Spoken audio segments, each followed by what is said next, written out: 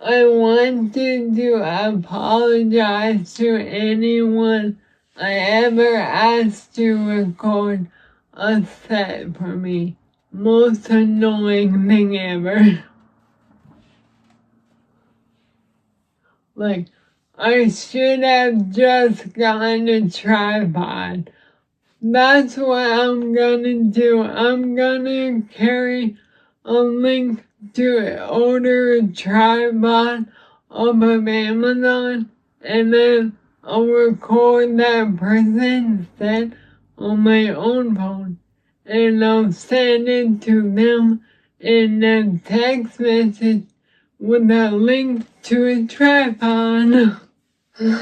Alright, I think I'm gonna have to legitimately start reading, or this is gonna take forever in a day. When I was younger, my dad told me to sit at a different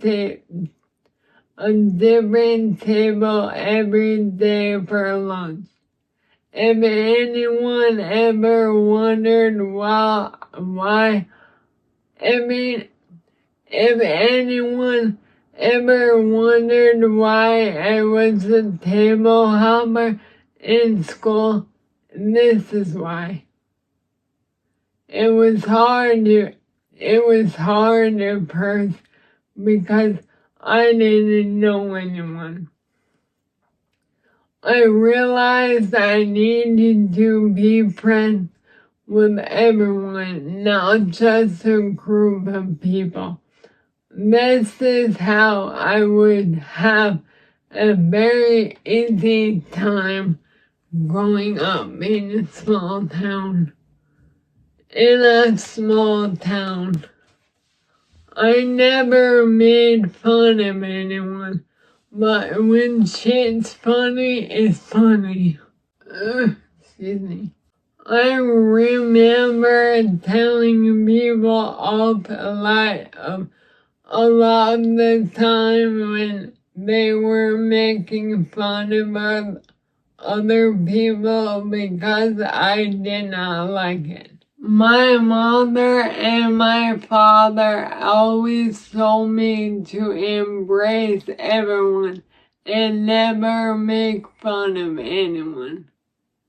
But when shit's funny, you can bet your ass I'm gonna laugh. Embracing everyone does not mean I'm okay with illegal immigration, i.e.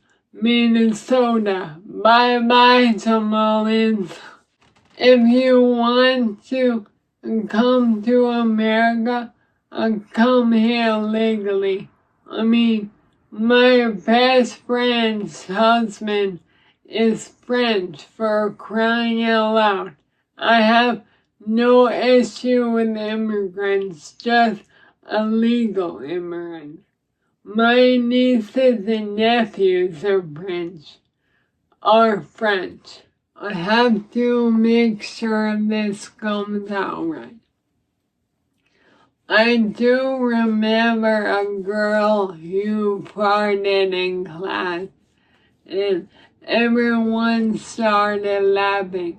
I told everyone to shut the F up, because I fart, she farts, I fart, she farts, everyone farts.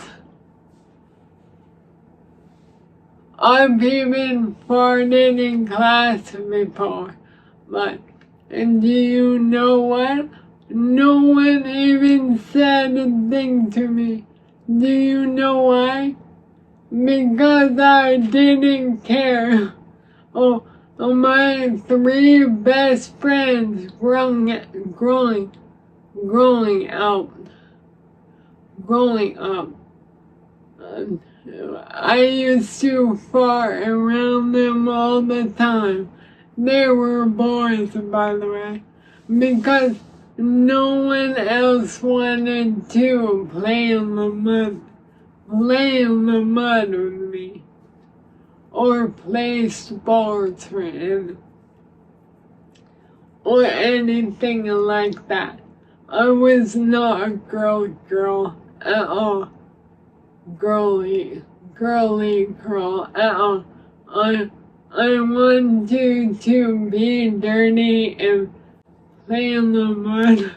You need to be able to laugh at yourself, because if you can't, you're leaving yourself very, very vulnerable. Oh my goodness. That's how I avoided being bullied growing up in a small town. But honestly, it might just have been that everyone knew I did not care. Oh, this is a good one. There was this one bully went out. Hold on, I have to read this one to make sure it comes out right. I know it, but I want to make sure I don't miss anything. And there was this one bully who picked on me every day because of my last name. I was in fifth grade, and he was in eighth, and the bullying occurred on the bus. My parents told the school, and nothing was being done.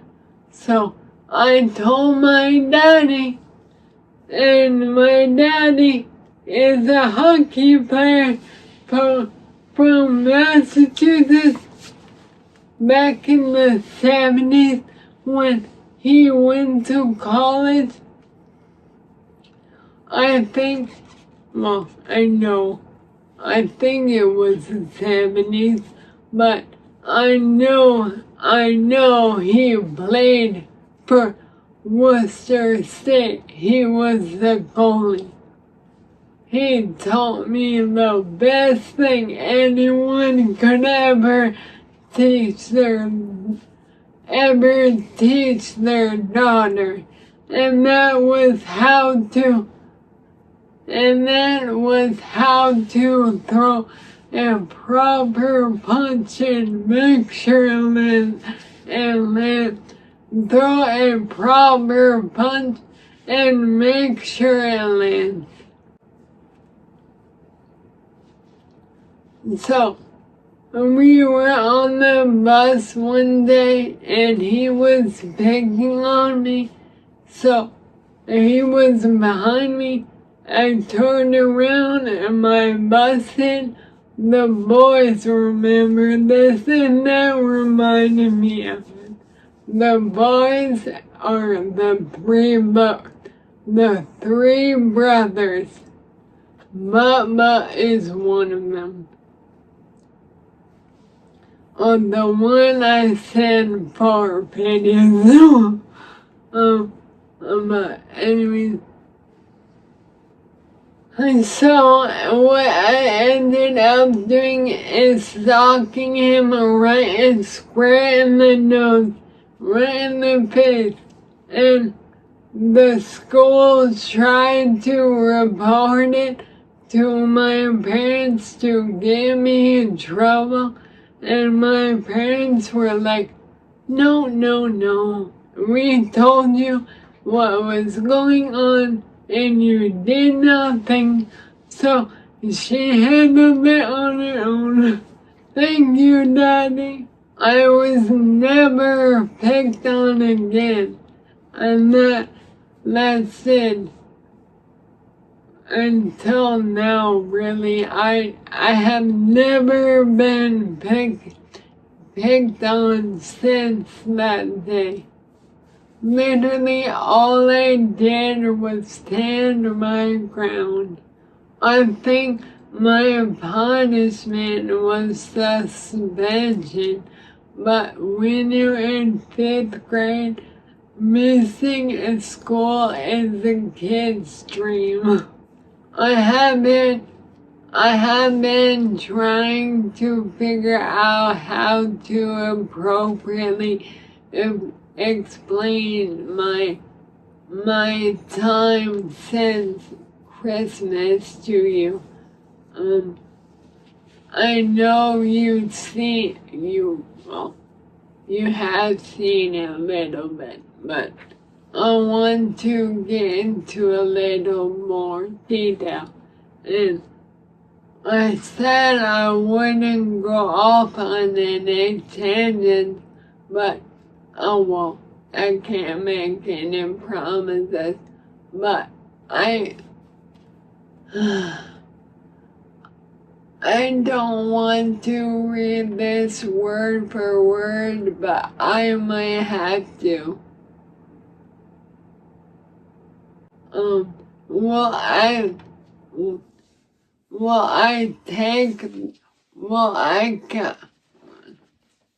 am back at City.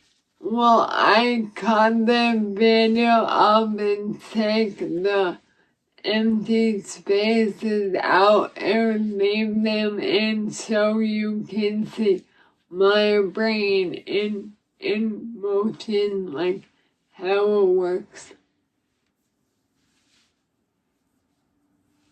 Oh, I talk a lot. If you haven't caught on it, and if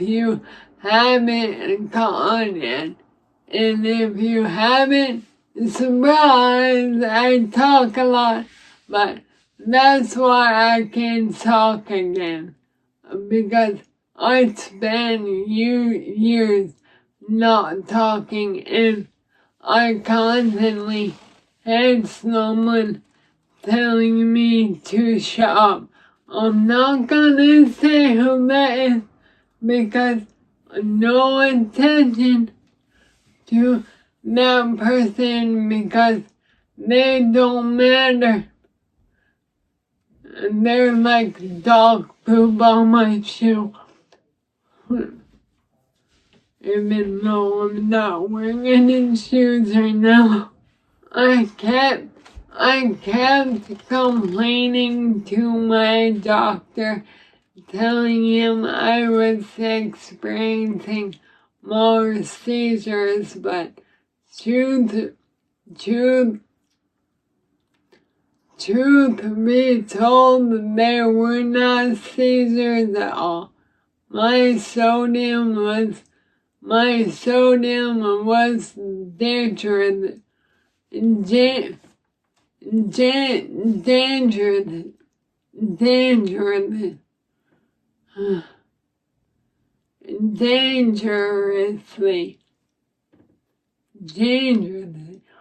Dangerously low.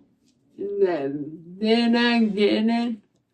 It's supposed to be, I think they said, between 130 and 150, and, excuse me, and mine was 111. I believe it's called hyponatremia. I could have that wrong, but I'm pretty sure. Oh, it was a side effect to the seizure medication I was on. It literally sucked all my sodium out of my body. It was like, bye, see you later. I almost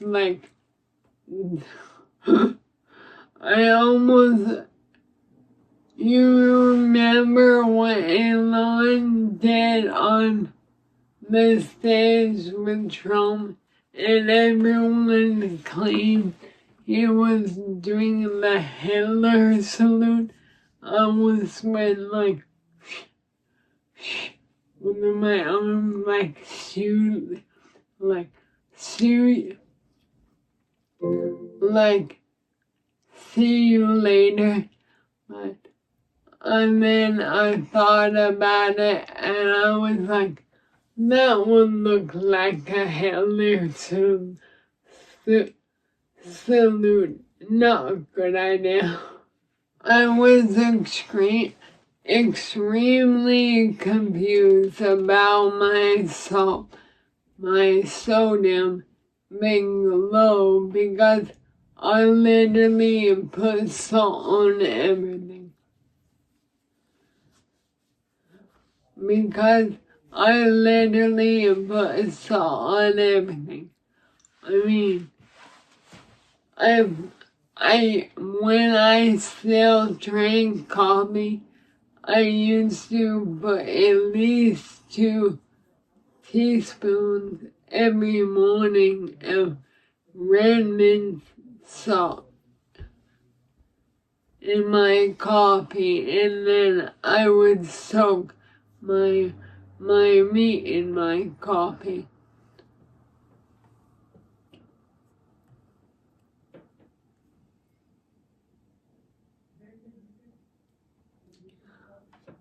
I'm actually not all drinking coffee right now because it's a stimulant, and that's not good for seizures. I really hope you enjoyed the video, and I even hope that you join me on my road to recovery. I'm gonna do it!